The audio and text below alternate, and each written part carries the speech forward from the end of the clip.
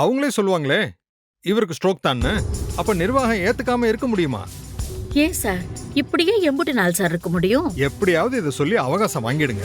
ம், அதுக்குள்ள நான் கோர்ட்டை அப்ரோச் பண்ணி ரிட் போட்டு இந்த தேர்தலே செல்லாதுன்னு அறிவிக்க வைக்கிறேன். அத மட்டும் செஞ்சு கொடுத்துருங்க, உங்களுக்கு கோடி புண்ணியமாவும்.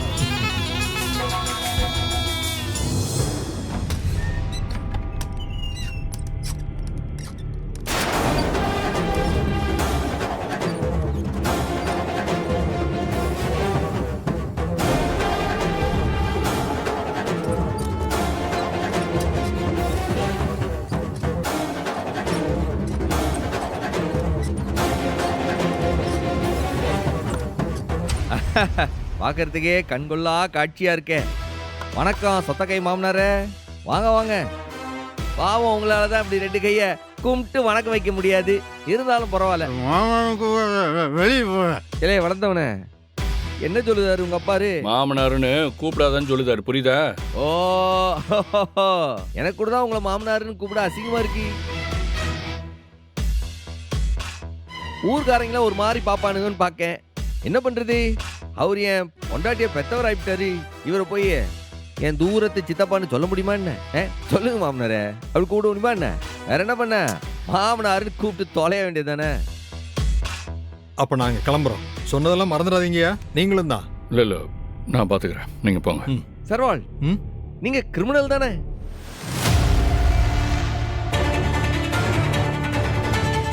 ஹலோ, நீங்க பிரசிடென்டா இருக்கலாம். ஒரு லாயர் கிட்ட பேசுறப்ப கொஞ்சம் கவனமா பேசணும். என்ன திடீர்னு கோவப்பட்டிய? நான் என்ன கேட்டுவிட்டேன்? நீங்க லாயர் தானே, கிரிமினலா இல்ல சிவிலான்னு கேட்க வந்தேன். அதுக்குள்ள டென்ஷனா இப்படியே? நான் சிவில் லாயர் தான். இப்ப என்ன வேணும் உங்களுக்கு? நீங்க சிவில் லாயர் தான், ஆனா என் மாமனார் கிரிமினல். அவருக்கு என்ன ஐடியா கொடுத்தீங்க இப்ப? அதை தெரிஞ்சுக்கலாம்னு தான் கூப்பிட்டேன். அட்வொகேட் கிளையண்ட் ரிலேஷன்ஷிப்ங்கிறது ரொம்ப பிரைவேட். என்ன பேசணும், என்ன ஐடியா கொடுத்தோம்னு கோர்ட்ல கூட சொல்ல முடியாது. என்ன ஜார்வால், என்னையும் பொண்டாட்டியும் பிரிக்கிறதுக்கு நீங்க ஐடியா கொடுத்தவர் தானே? அந்த மாதிரி ஏதாச்சும் புதுசா சிறப்பா ஐடியா கொடுத்துருக்கீங்கன்னு ஆசையா கேட்கலாம்னு கேட்டேன். உங்க கூட பேச எனக்கு டைம் இல்ல, நாங்க வரோம் சார். ரொம்ப ஐடியா கொடுத்துட்டு தான் போறியே. ஏய், நீ எதுக்கு இங்க வந்த? உன்னை யார் இங்க கூப்பிட்டா? டேய், நான் வந்தா உனக்கு என்ன, வராட்டி உனக்கு என்ன? இது என்னோட வீடு. நான் அப்பாவை பார்க்க வந்தேன். நீ பேச வேண்டிய அவசியம் இல்லை.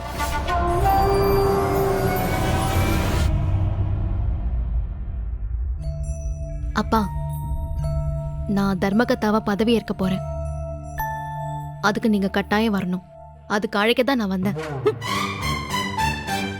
அப்பா, உங்க முன்னாடி தான் நான் பதவியை ஏத்துக்கணும். அது ஒண்ணு உங்ககிட்ட ஆசீர்வாதம் வாங்கறதுக்காக இல்ல. ஏற்கனவே நீங்க செஞ்சு வச்சிருக்கீங்களே வரவு செலவு கணக்கு, அதுல எல்லார் முன்னாடியும் நான் கையெழுத்து வாங்கணும். நீங்க கையெழுத்து போடணும். அதுக்காக தான் அழைக்க வந்தேன்.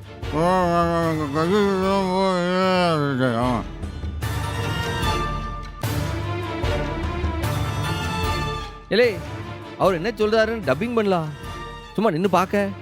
எங்க அப்பாவால இப்ப எப்படில கையெழுத்து போட முடியும்? நீ தானே வைத்தியம் பார்த்த, ஸ்ட்ரோக் வந்தவங்க எப்படி கையெழுத்து போடுவாங்க? ஏட்டி பரணி, இங்க வா. வாட்டி வா, இந்த முதல்ல இந்த காப்பியை குடி. குடி.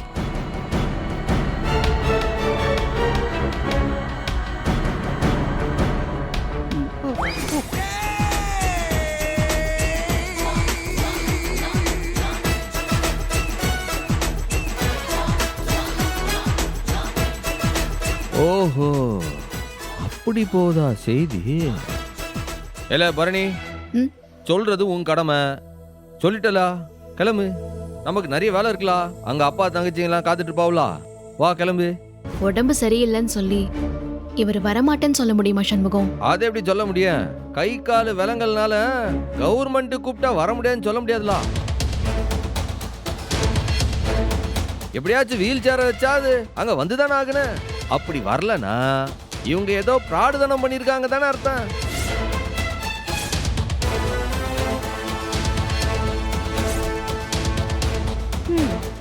நம்ம கோர்ட்டுக்கு போவோம். அப்போ வருவாங்களே இல்லைன்னு பாப்போம்.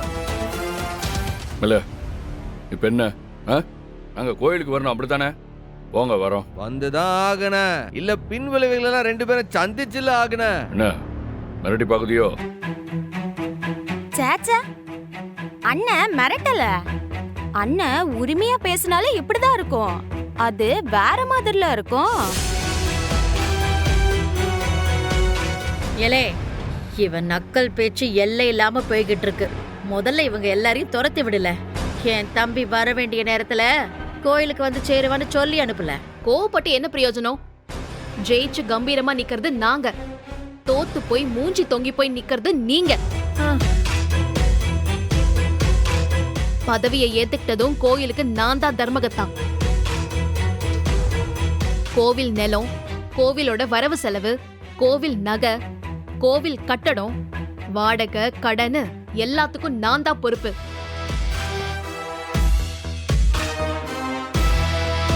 நான் பணத்துக்கு மட்டும் கணக்கு பார்க்க போறதில்ல, எல்லா நகைக்கும் கணக்கு பார்ப்பேன். நகையை எண்ணி பாக்குறது, எடை போடுறது, கோயில் அப்ரைசரை வச்சு அது ஒரிஜினலா செக் பண்ணி பார்த்து எல்லாம் சரியா இருந்தாதான் உங்களை விடுவோமே நாங்க பெரியாத்தா.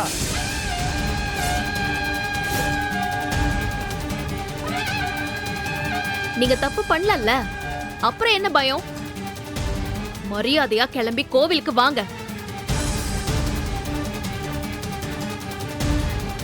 ஏலே, அவங்க இஷ்டப்பட்ட நேரத்துக்கு வாங்கன்னு சொல்றதுக்கா இவ்வளவு தூரம் வந்து அழைக்க வந்தான்? அப்படி சொன்னா உடனே வந்துருவாங்களா அவங்க?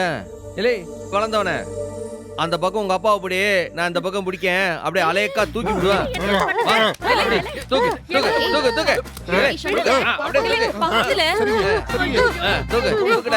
தூக்கு தனியா ஓடி போய் கார் கதவு தோற. இல்ல ஜீவபாலா அந்த சார் எடுத்துறோல. தூக்கு தூக்கு அப்படியே அப்படியே அப்படியே அப்படியே தவழ்ந்த மாதிரி வாங்க வாங்க வாங்க மாமனாரே வாங்க.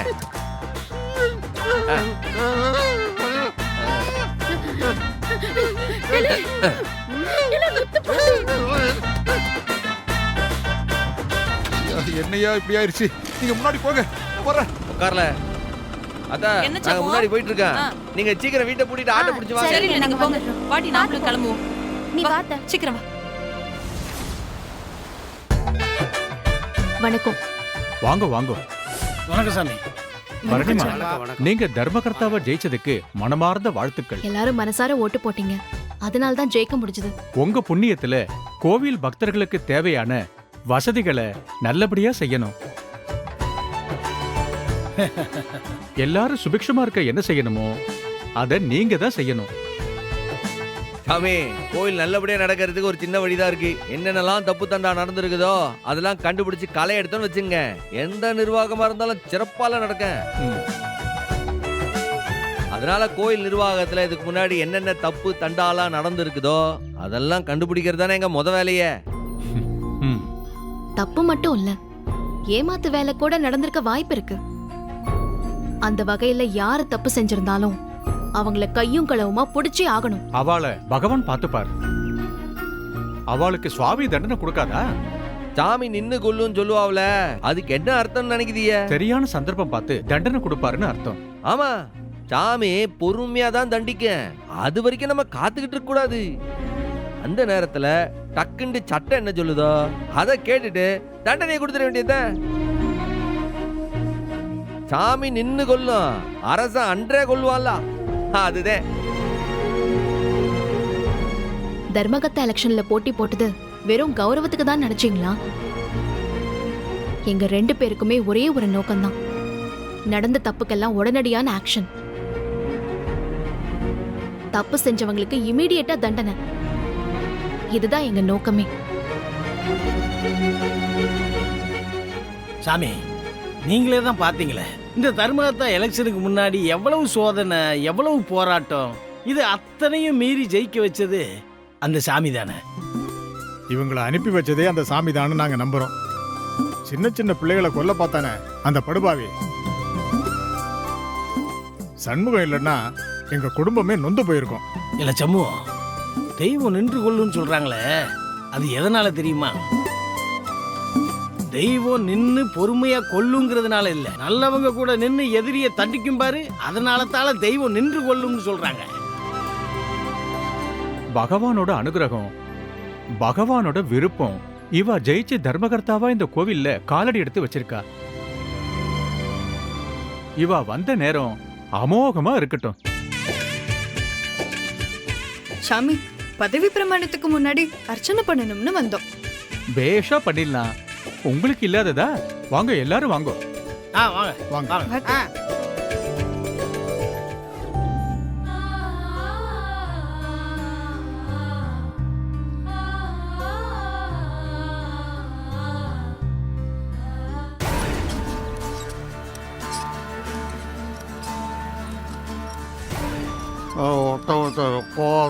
கவுத்து விட்டுறாங்க. பசங்க என்னோட கோட்டையை நான் உள்ள நுழைஞ்சாலே எல்லாரும் ஓடி ஓடி நிற்பாங்க. இப்போ ஒரு ஆளை காணும். என் ராஜ்யத்தை என் பொண்ணு அபகரிச்சுட்டா. இப்படி உன்னை வீல் சேர்ல வச்சு கூட்டிட்டு வர நிலைமை ஆயிடுச்சேப்பா. இப்ப கூட ஒரு பிரச்சனையும் இல்ல அத்தை. நீங்களும் உங்க பெரிய மருமகனும் ஆளுக்கு ஒரு பக்கமா தோல்ல கை போட்டு கை தாங்களா நடத்தி கூட்டு போயிட்டே இருங்க. இல்ல கோயில்ல வச்சு அடி வாங்காத சொல்லிட்டேன். அடிச்சன்னு வெய்ய, இந்த லக்கேஜை நீ தான் தள்ளிட்டு வரணும். நான் விட்டு போயிட்டே இருப்பேன் பாத்துக்க. கிளை சிவபாலா, சும்மா வாழ. இவங்க இப்படிதான் என்னத்தையாவது வளவளன்னு வாயை புடுங்கிக்கிட்டே இருப்பாவ. நீ பேசாம வா. உனக்கு இருக்கு பாத்தியாமா, வாய் கோணிக்கிட்டதுக்கு அப்புறம் கூட பேச்ச பாரு. ஓட்ட ஓட்டுன்னு கூச்சமே இல்லாம என்ன கூப்பிடுறாரு. ஹலோ மிஸ்டர் முட்டை ஓட்டு, நீங்க செஞ்ச பாவத்துக்கு தான் உங்களை ஒன் சைட் சுவிட்ச் ஆஃப் பண்ணி அந்த முருகன் உட்கார வச்சிருக்கான். மேல மேல பேசி டபுள் சைடு சுவிட்ச் ஆஃப் பண்ணி ஸ்ட்ரெச்சர்ல தள்ள விட்டுருவான் பாத்துக்கோங்க. உன் சைக்கிள் ஒரு சைடா போட்டாலும் நீ என்ன சொல்ற? ஆனா உன்ன அப்பாவும் அவனை இவனை அடிக்க வந்துருங்க. என் பொண்ணு அபகரிச்சாலாமே. என்னத்த அபகரிச்சா? சட்டப்படி எலெக்ஷன்ல நின்னு ஜெயிச்சு தர்மகர்த்தாவா ஆயிருக்கா. குறுக்கு வழியில ஜெயிக்க பார்த்தது இவர்தான். என் பொண்ணு அபகரிச்சாலாம்ல. அடியே போதும், வாய மூடு. பெருசா பேச வந்துட்டேன். என் தம்பி இப்படி கிடக்கிறதுக்கு காரணமே நீ தாண்டி. பேசுறத கொஞ்சம் நிப்பாட்டு.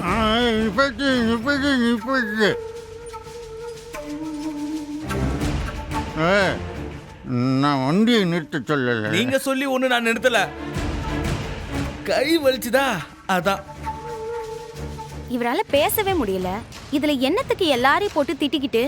இப்போ வச்சு கொஞ்சம் அமைதியா வந்தாதான் என்னவா? ஏல பாண்டி, இவளை பேச விட்டு என்னமோ வாயை பொளந்து வேடிக்கை பார்த்துக்கிட்டு இருக்க.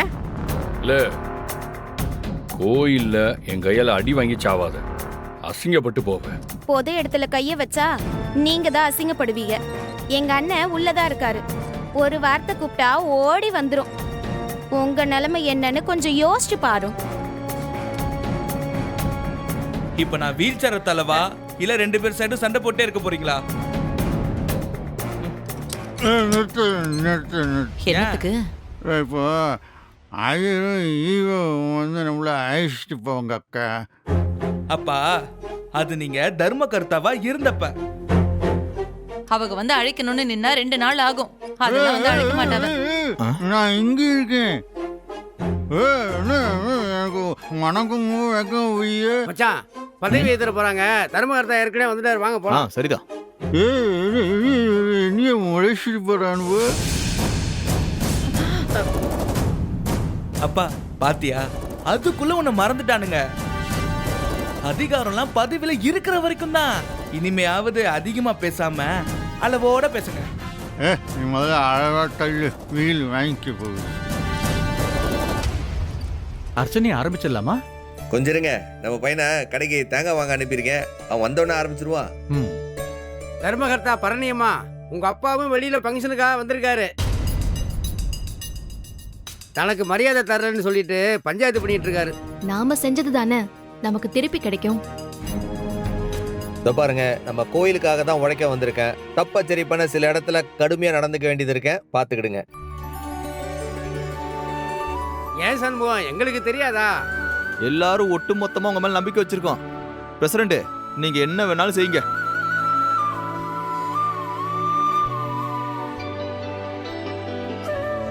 அந்த சௌந்தரபாண்டியனோட எல்லா தலைவலியும் பொறுத்துக்கிட்டது உங்களை ஜெயிக்க வைக்கத்தானம்மா. நிச்சயமா நீங்க எடுக்கிற எல்லா நடவடிக்கைக்கும் நாங்க உறுதுணையா இருப்போம். அண்ணே கொடுங்க. யார் பேருக்கு அர்ச்சனை? டாக்டர் பேருக்கு தானே. மக நட்சத்திரம் சிம்ம ராசி. இல்ல சாமி, வேற பேருக்கு அர்ச்சனை செய்யணும். எத்தா நீ தானே தார ஜெயிச்சிருக்க, உன் பேர்ல தானே அர்ச்சனை பண்ணணும். வேற யார் பேர்ல அர்ச்சனை பண்ணணும்? மாமா, இது எங்களோட வெற்றி இல்ல. இந்த இடத்துல எங்களை கொண்டு வந்து நிக்க வச்சது யாரு? உண்மையிலேயே அவங்க பேருக்கு தான் அர்ச்சனை செய்யணும். யார் பேருக்குமா? பேரு சூடாமணி.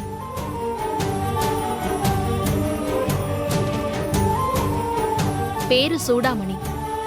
அஸ்வினி நட்சத்திரம், மேஷ ராசி.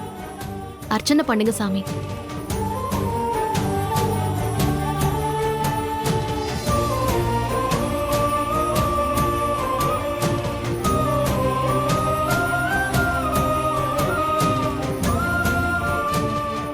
என்ன பாக்குறீங்க? ஆச்சரியமா இருக்கா? சூடாமணி என் அத்தை, என் தாய் மாமா பொண்டாட்டி. உலகத்திலேயே அவங்கள மாதிரி ஒரு சொக்க தங்கத்தை யாராலையுமே பார்த்திருக்க முடியாது.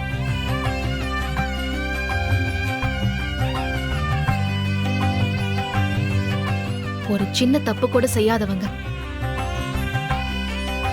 ஆனா அவங்கள பத்தி இல்லாத கதையெல்லாம் பரப்பி அம்மா பேரை கெடுத்து வச்சிருக்கானுங்க அந்த படுபாவி பசங்க. அவனுங்களெல்லாம் நான் சும்மா விட போறது கிடையாது. சண்முகம், சும்மாரு. நேரம் நம்ம பக்கம் இப்ப திரும்பி இருக்கு. செஞ்ச தப்புக்கெல்லாம் பதில் சொல்ல வைக்க வேண்டிய நேரம் இப்ப வந்துருச்சு. இதோ பாருங்க, எங்க அத்தை பவித்திரமானவங்க, ஒரு பாவமும் பண்ணாதவங்க. உண்மையிலேயே என்ன நடந்துச்சுன்னு உங்களுக்கெல்லாம் கூடிய சீக்கிரம் நான் புரிய வைப்பேன்.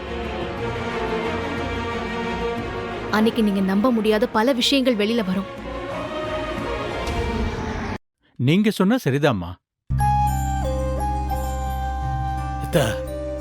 என் பொஞ்சாதி எந்த தப்பும் செய்யலன்னு இந்த ஊருக்கு நீதாத்தா புரிய வைக்கணும். என் குடும்பத்தை நீதாத்தா தலை நிமிர்ந்து நடக்க வைக்கணும். அது உன் கையில தான் இருக்கு. அதுக்கு தானே மாமா நானும் சண்முகமும் ஆட்டத்துல இறங்கியிருக்கோம். இன்னைக்கு நான் இந்த இடத்துல தர்மகத்தாவா நிக்கிறேன்னா அதுக்கு காரணம் யார் தெரியுமா? ஏன் அத்தை தான். என்னது அம்மாவா? அப்ப அம்மாவை நீ பாத்தியா? அது என்ன நேர்ல பார்த்ததானா? பரணிக்கு அம்மா மேல பாஸ் அதிகம்ல. அப்பப்ப அம்மா போட்டோ முன்னாடி நின்று அம்மா நேர்லயே இருக்க மாதிரி பேசிட்டு இருக்கத நான் பார்த்திருக்கேன்ல. அதனாலயா இருக்கேன். இதோ பாருங்க, நிறைய விஷயம் இனிமேதான் உங்களுக்கு தெரிய வரப்போகுது.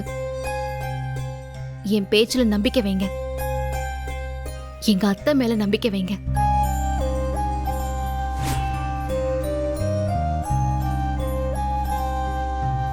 நீங்க பரணி சொன்ன மாதிரி அர்ச்சனை பண்ணிடுங்க. அப்படியே பண்ணிடுறேன். சூடாமணி நாமதேயஸ்ய அஸ்வினி நட்சத்திராணாம் மேஷராசியாம் ஜாதஸ்ய சகு குடும்பானாம் சேம தைரிய வீரிய அப்பனே முருகா, இதான் காப்பாத்தணும்.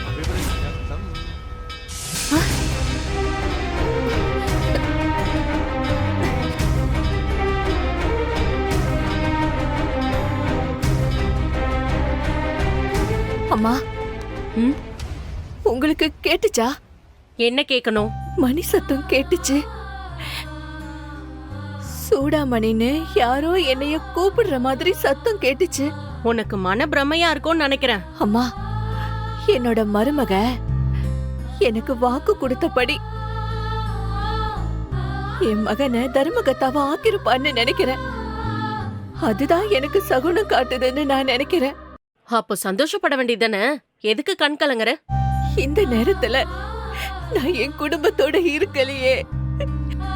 என் பிள்ளைங்களோட சேர்ந்து தைரியமா எங்க ஊரு தெருவுல நடந்து வரணும்னு எனக்கு ஆசையா இருக்கேன். அவங்கள பிரிஞ்சிருக்கோம்னு நினைச்சாலே என் நெஞ்செல்லாம் வேதனையா இருக்கு.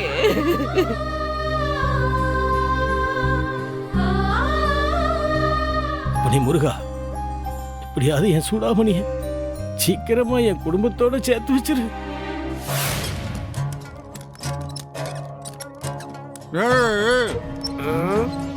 எலே எப்பலே வருவார் உங்க அதிகாரி? எப்ப இந்த பதவி ஏற்பு கூத்தெல்லாம்? புது தர்மத்தை கட்ச உடனே என்ன பழைய தர்மத்தை மறந்து போயிச்ச. கையை தங்க போட்டுக்கிறீங்க, கும்பிட்டு கொண்டு மாட்டேங்கிறீங்க. வணக்கம். ஏதோ பொங்கல் திருவிழாவுக்கு வந்திருக்கிற மாதிரி ஜெகத் ஜோதியா ரெடியா இருந்துருக்கீங்க. நான் தோற்று போனவங்க திருவிழாவா? மாமனாரே, ஆமா இது திருவிழா தானே. மாமனாரே, உங்களை தோக்கடிச்சு ஓட விட்டத ஊர் மக்கள்லாம் பொங்கல் மாதிரி கொண்டாடுதாவ.